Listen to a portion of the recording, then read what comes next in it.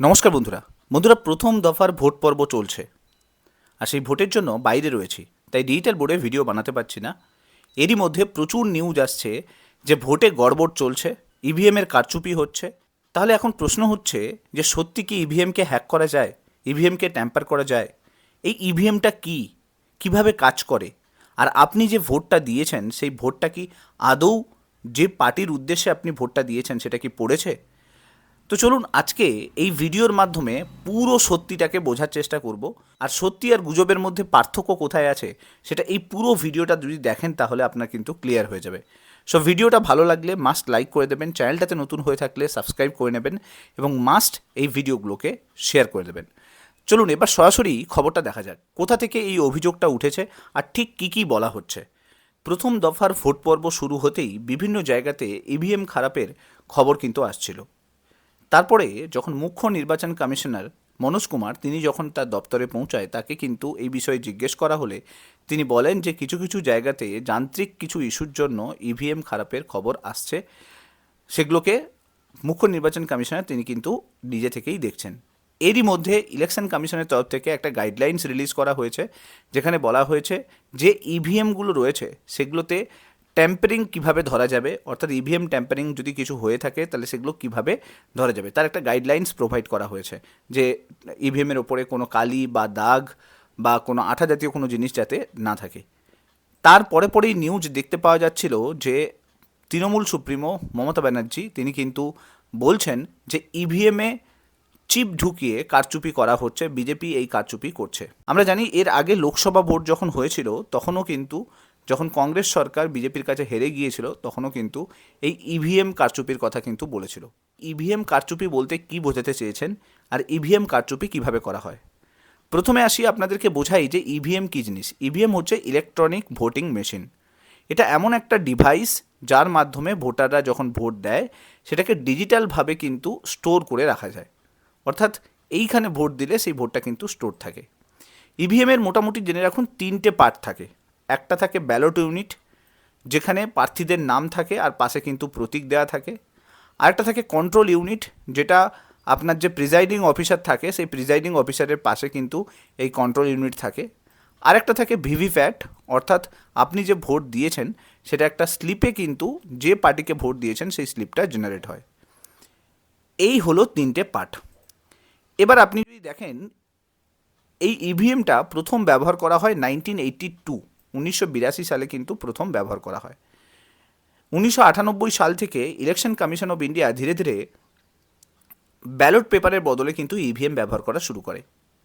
2003 সালে সব রাজ্য নির্বাচন এবং উপনির্বাচনে ইভিএমকে ব্যবহার করা স্টার্ট হয়ে যায় এবং 2004-এর যে লোকসভা ইলেকশন হয়েছিল তখনই কিন্তু ইভিএমকে প্রথমবার সম্পূর্ণরূপে কিন্তু ব্যবহার করা স্টার্ট হয়। কারণ একটা ইভিএমের মধ্যে 2000 ভোট সংরক্ষণ করা যায় এবং একটা ইভিএম যে কোনো জায়গাতে বিদ্যুৎ ছাড়াই এটা কাজ করতে পারবে। বুঝতেই পারছেন বিভিন্ন এরিয়াতে এরকম জায়গা রয়েছে এখনও যেখানে বিদ্যুৎ পৌঁছয়নি, তো সেখানে কিন্তু বিদ্যুৎ ছাড়াই ইভিএমকে সুন্দরভাবে ব্যবহার করা যাবে। এছাড়া যদি দেখেন এই ইভিএমের মধ্যে একটা মাইক্রোচিপ থাকে, যে মাইক্রোচিপটাকে একবার প্রোগ্রাম করা হয়ে গেলে তাকে কিন্তু বারবার পরিবর্তন করা যায় না। অর্থাৎ ভোটের আগে এই চিপটাকে একবার যেই পরিবর্তন করা যাবে, এরপরে যখনই আপনি এই চিপ পরিবর্তন করতে যাবেন ইভিএমটা ডিস্ট্রয় হয়ে যাবে। এবং আরও একটা ভালো জিনিস যেটা, এই ইভিএম এরকম একটা স্ট্যান্ড অ্যালোন মেশিন যেটাকে আপনি কোনো ওয়াইফাইয়ের সঙ্গে কানেক্ট করতে পারবেন না, ব্লুটুথের সঙ্গে কানেক্ট করতে পারবেন না, ইন্টারনেটের সঙ্গে কানেক্ট করতে পারবেন না, বা কোনো অপারেটিং সিস্টেমের সঙ্গে কানেক্ট করতে পারবেন না। তো এটাকে তাই জন্য রিমোটলি কোথাও থেকে কিন্তু অ্যাক্সেস করা যায় না। কিন্তু তার সত্ত্বেও বিভিন্ন জায়গাতে প্রশ্ন আসছে যে এই ইভিএমকে কারচুপি করা হয়েছে। বুঝতেই পারছেন, যদি কোনো দল হেরে যায় তারপরে কিন্তু এই কথাগুলো বারবার উঠে আসে। এখন প্রশ্ন হলো যে সত্যি কি এটা পসিবল, মানে এই ইভিএম ট্যাম্পারিং কি পসিবল? প্রথমে আপনি এই তিনটে ইউনিটের কথা ভালো করে বুঝুন। ইভিএমের এই তিনটে পার্টকে ভালো করে বুঝলে আপনার অনেকখানি ক্লিয়ার হয়ে যাবে। আপনি যখন ভোট দিতে যাচ্ছেন তখন আপনি কি করেন, প্রথমে শুরুতে ঢোকেন, ঢোকার পরে আপনার নামটা ভেরিফাই হয়, ভেরিফাই হওয়ার পরে আপনাকে বলে যে ভোট দিতে যাওয়ার জন্য আপনার হাতে কালি লাগিয়ে দেওয়া হয়। এরপরে প্রিজাইডিং অফিসার একটা বোতাম টেপে, বোতাম টেপার পরে এইখানে সমস্ত লাইট জ্বলে ওঠে এবং তারপরে আপনি যেই চিহ্নেতে ক্লিক করবেন অটোমেটিক্যালি একটা সাউন্ড হবে, আর সাউন্ড হওয়ার পরে যেখানে ভোট দিয়েছেন সেটা কিন্তু কাগজটা প্রিন্ট হয়ে একটা বক্সের মধ্যে পড়ে যাবে। তার মানে দেখুন 3-4টে জায়গায় ভেরিফাই হচ্ছে, কিন্তু আপনার বিএলও ভেরিফাই করছে, দেন ওখানে যে প্রিজাইডিং অফিসার রয়েছে সে যতক্ষণ না বোতামটা টিপবে ততক্ষণ পর্যন্ত আপনি ভোট দিতে পারছেন না। একবার আপনি ভোট দিলে সেটাকে কনফার্মেশন করার জন্য ভিভিপ্যাটও পাচ্ছেন। তো তার মানে এই ইভিএমটাকে রিমোটলি তো অ্যাক্সেস করা পসিবল নয়। এবার আসি ইভিএম ট্যাম্পারিং পসিবল কিনা, অর্থাৎ ইভিএম মেশিনে কোনো কারচুপি করা যাবে কিনা। দেখুন, ইভিএম মেশিনের মধ্যে একটা মাইক্রো প্রসেসর ইউনিট থাকে আর একটা চিপ থাকে। এই দুটো জিনিস কিন্তু থাকে যার মধ্যে ইভিএমের সমস্ত ডেটাকে স্টোর করে রাখা হয়। একটা জিনিস এখানে মনে রাখুন যে এই যে চিপ এবং মাইক্রো প্রসেসর রয়েছে এটা ওয়ান টাইম প্রোগ্রামেবল, অর্থাৎ একবার আপনি এতে প্রোগ্রাম সেট করে দিলে তাহলে কিন্তু তারপরে যদি কেউ টেম্পার করতে যায় তাহলে পুরো ইভিএম মেশিনটাই কিন্তু খারাপ হয়ে যায়। তাই এটা একবারই প্রোগ্রামেবল সম্ভব। এবার আপনি কি করছেন, তাহলে এর মধ্যে একটা কোড ইনজেক্ট করা হয়।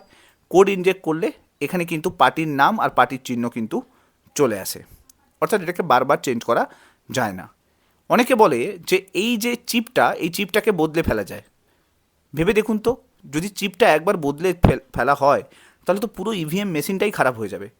আমি ধরলাম একটা ইভিএমের যে বক্স আছে সেটাকে টেম্পার করা হলো, এই চিপ যদি ডেস্ট্রয় করতে হয় তাহলে সমস্ত ইভিএম মেশিনকে ডেস্ট্রয় করতে হবে।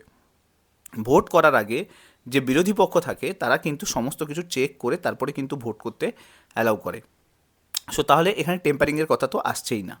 সেকেন্ড আসি, অনেকে বলে এর মধ্যে এক ধরনের ভাইরাসকে ইনজেক্ট করে দেওয়া হয়, যার ফলে কি হয় আপনি যেখানেই ভোট দিন না কেন সেটা একটা পার্টিকুলার পার্টিতে গিয়ে পড়ে। অ্যাজ লাইক ধরুন আপনি টিএমসিতে যদি ভোট দেন তাহলে সেটা বিজেপিতে গিয়ে পড়বে, আপনি যদি নির্দল প্রার্থীতে ভোট দেন তাহলেও সেটা বিজেপি প্রার্থীতে গিয়ে পড়বে। অর্থাৎ এরকম একটা ভাইরাসকে ইনক্লুড করে দেওয়া হয় যাতে যেখানেই ভোট দেন না কেন সেটা টিএমসি বা বিজেপিতে পড়বে। দেখুন, এটাও সম্ভব নয়, কারণ এই পুরো যে সিস্টেমটা একটা মাইক্রো প্রসেসরের মধ্যে দিয়ে কন্ট্রোল হয়, সেই মাইক্রো প্রসেসর কোনো ওয়াইফাই বা কোনো ইন্টারনেটের সঙ্গে কানেক্টেড নয়। সো ভাইরাসকে কোনোভাবে ইনজেক্ট করা তো সম্ভব নয়, কারণ ইনজেক্ট করলেই আমি বারবার বললাম যে এটার মধ্যে যে চিপটা আছে সেটা প্রোগ্রাম কিন্তু নষ্ট হয়ে যাবে, আর নষ্ট হলে পুরো ইভিএমটাই খারাপ হয়ে যাবে। অনেকে বলে যে এই ইভিএমটাকে সোর্স থেকেই খারাপ করা হয়েছে। দেখুন, ইভিএম বানায় দুটো কান্ট্রি, একটা কান্ট্রি হচ্ছে ইউএসএ আর একটা কান্ট্রি হচ্ছে জাপান। এই দুটো কান্ট্রি কিন্তু ইভিএমকে বানায়। তো অনেকে বলে যে কেন্দ্রীয় সরকার এই দুটো কান্ট্রির কাছ থেকে সমস্ত ইভিএমকে নিয়ে এসে দেন তার মধ্যে টেম্পারিং করে তারপরে কিন্তু বিভিন্ন জায়গায় ভোট করায়। দেখুন, এটা পসিবল নয়। কেন পসিবল নয় না, একটা ইভিএম মেশিনকে বিভিন্ন স্টেটে কিন্তু নির্বাচনের কাজে ইউজ করা হয়। এরকম নয় যে একবার করার পরে সেটাকে আর অন্য জায়গায় ইউজ করা হয় না। একটা ইভিএম মেশিনকে বিভিন্ন জায়গায় ইউজ করা হয়। তাহলে যদি ওই ইভিএম মেশিনটাকে কোনোভাবে টেম্পারিং করা হয়, মানে কোনোভাবে যদি হ্যাক করা হয় বা কোনো কিছু করা হয়, তাহলে সেই ইভিএম মেশিনটাকে তো আর কোনো দিন কোনো স্টেটে ইউজ করা যাবে না। তো এটা সিম্পল ব্যাপার না, তাহলে অন্য কোনো স্টেটে আর নির্বাচন করানোই সম্ভব হবে না ইলেকশন কমিশনকে। তো তাই জন্য এই যে অ্যালিগেশনটা দেওয়া হয়, এলিগেশনটা কিন্তু কমপ্লিটলি ফলস অ্যালিগেশন। এরপরে যদি দেখি, অনেকে বলে যে ইভিএম না ইউজ করে ব্যালটই ঠিক ছিল, ব্যালটে করা হচ্ছিল ঠিক ছিল। দেখুন, ব্যালটের মধ্যে অনেক প্রবলেম আছে, কারণ ব্যালট যখন ভোট দেওয়া হচ্ছে সেখানে কি হচ্ছে না, সেখানে গণনাতে ভুল হওয়ার চান্স থাকতে পারে, অথবা কি প্রচুর কাগজের প্রয়োজন ব্যালট করার জন্য, প্লাস যে কোনো কাগজ যে কোনো সময় কিন্তু ভোটের লুট হতে পারে, লুট করে কেউ নিয়ে যেতে পারে, সেটাকে নষ্ট করে দিতে পারে। প্লাস হচ্ছে ওই ব্যালটের ওপরে বিভিন্ন যে প্রিন্টিং করা হবে তার খরচও অনেকটা বেশি হবে। তারপরে যেটা ওটাকে ট্রান্সপোর্ট করার সময়ও অনেক ইস্যু আসতে পারে। তো বিভিন্ন সময় বিভিন্ন কাজ কিন্তু হতে পারে। সো তাই জন্য এটা সম্ভবই নয়। এরপরে আসি যে অনেকে বলে যে যে ইভিএম মেশিন যেটা সেটা কিন্তু ট্রান্সপোর্ট করার সময়, অর্থাৎ গাড়িতে করে নিয়ে যাওয়া হয় বা কোনো যে জায়গায় স্টোর করা হয় সেটাকে স্ট্রং রুম বলে, সেই স্ট্রং রুমে রাখার সময়ও কিন্তু ওখানে কিন্তু টেম্পারিং করা যেতে পারে। দেখুন, এটাও একদম ফলস অ্যালিগেশন। কেন না, এটাকে ডাবল লক সিস্টেম আছে, অর্থাৎ একবার আপনি ওটিপি দিয়ে ওপেন করার পরে আপনাকে ইভিএম চালু করার জন্য আবার একটা ওটিপির প্রয়োজন হবে, এবং একবার আপনি ওটিপি দিয়ে অন করে দিলে আপনার যে ইভিএমটা আছে সেটা কিন্তু টেম্পার হয়ে যাবে, অর্থাৎ সেই পুরো ইভিএমটা কিন্তু নষ্ট হয়ে যাবে। নেক্সট টাইম যখন গণনার সময় আপনি ইউজ করতে যাবেন তাহলে কিন্তু তখন ওই ইভিএমটা চলবে না। তো ম্যানুপুলেশনও করা কিন্তু সম্ভব হয় না, কারণ আমরা জানি এই যে স্ট্রং রুমগুলো থাকে সেখানে কিন্তু প্রচুর লোক প্রেজেন্ট থাকে, পার্টির কিন্তু বিভিন্ন লোকেরা প্রেজেন্ট থাকে। ইভিএম আসার ফলে প্রচুর ভ্যালিড ভোটস বেড়ে গেছে এবং ইনভ্যালিড ভোটস প্রায় শূন্যতে নেমে এসে। কারণ কাগজ ব্যালেটে যেরকম প্রচুর ভুল মার্কিং হতো, বিভিন্ন চিহ্ন অ্যাড হয়ে যেত, ভোট বাতিল হতো, তো প্রকৃত ভোটারের যে মতামত সেটা কিন্তু সঠিকভাবে পাওয়া যেত না। কিন্তু ইভিএম আসার পরে এটা কিন্তু সঠিকভাবে পাওয়া যায়। প্লাস আপনি যদি দেখেন যখন গণনা হয় তখন ইভিএম থেকে ইজিলি তাড়াতাড়ি করে গণনা করা হয়, কারণ কম্পিউটার আপনার হয়ে সমস্ত ভোটটাকে গণনা করে। সো ইলেকশন কমিশন অফ ইন্ডিয়ার জন্য এটা একটা খুব ভালো সুবিধে বলতে পারেন। ট্রান্সপারেন্সির ক্ষেত্রে আসি, আপনি যে ভোট দিচ্ছেন সেটা আবার একটা কাগজে কিন্তু প্রিন্ট হয়ে যাচ্ছে।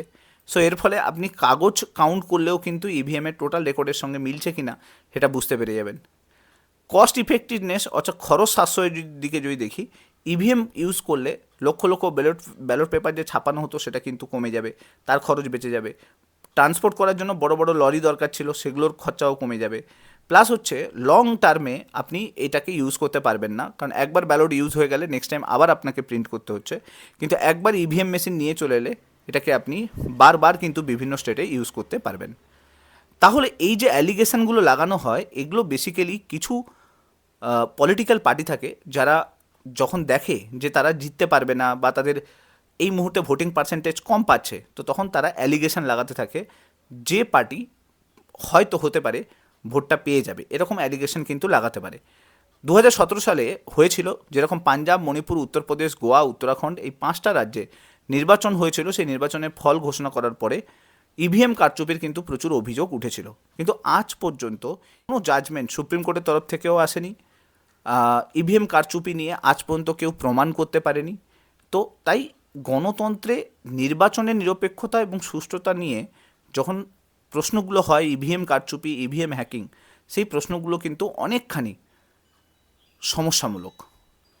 তো আশা করছি পুরো ভিডিওটার মাধ্যমে আপনি বুঝতে পারলেন যে ইভিএম কারচুপি সম্ভব কিনা, ইভিএমটা কি, আপনি যে ভোটটা দিচ্ছেন সেই ভোটটা সুরক্ষিত আছে কিনা। ভিডিওটা ভালো লাগলে লাইক করে দেবেন, চ্যানেলটাতে নতুন হয়ে থাকলে সাবস্ক্রাইব করে নেবেন এবং এই ভিডিওগুলোকে শেয়ার করতে ভুলবেন না। Thank you so much. Next ভিডিওতে আপনার সঙ্গে আবার দেখা হচ্ছে। Till then, bye by.